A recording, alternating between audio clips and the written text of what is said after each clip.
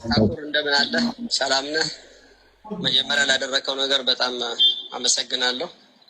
በመቀጠል ወርቁ ፋውንዴሽን እስከ 200 ሚሊዮን ባጀት ይዟል ለዚህ ለተቸገሩ ኢትዮጵያውያኖች ለመርዳት።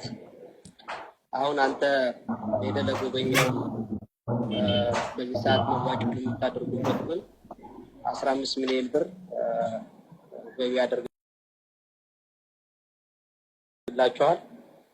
ስለዚህ ውጭ ሀገር የሚገኙ ኮንታክታችሁ ከኛ ጋር በመገናኘት ገንዘቡን መረከብ ይችላል። እናመሰግናለን። አጨብጭብ አጨብጭብ አጨብጭብ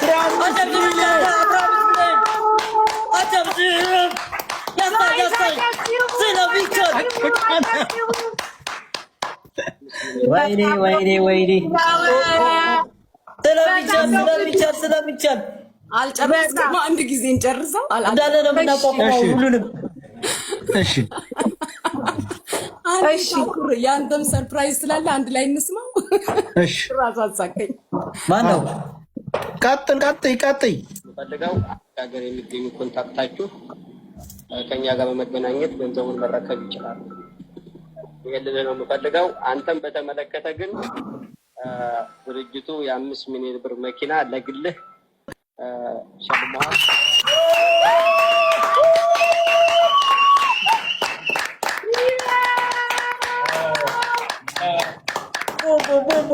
ሻካላካ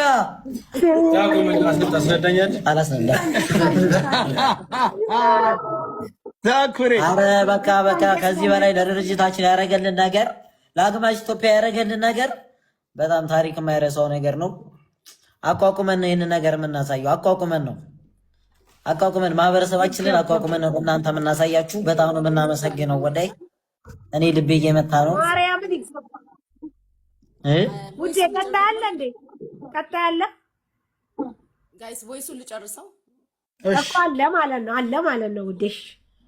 ታታሪ ወጣቱ ነው የልጆች አርአያ እንድትሆን በማድረግ ነው፣ በማሰብ ነው። ሰውን ለመርዳት የሚያስፈልገው ሃይማኖት፣ ብሔር፣ ማንነት ሳይሆን ችግሩ ላይ ብቻ በማሰብ ለተቸገሩት መድረስ ወሳኝ ነገር ነው። ይህንን በሁሉም ጭንቅላትና በሁሉም ኢትዮጵያዊ አመለካከት ውስጥ መግባት አለበት። ችግርተኛን መርዳት በዚህ ሰዓት ካለን ማካፈል ለሁላችንም ጥቅም ይኖረዋል። እግዚአብሔር ይጠብቅ። ወደፊትም አብሬያችሁ ነኝ።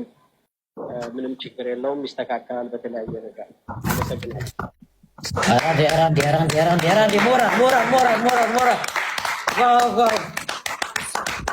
ሁለተኛውን ቮይስ ልክፈተውና ከያዝነው ባጀት ተቀንሶ የሚሰጠው 15 ሚሊዮን ብር ደብረ ብርሃን ብቻ ለሚገኙ አንተ ለጎበኛቸው እንደሆነ መታወቅ አለበት። በቃላት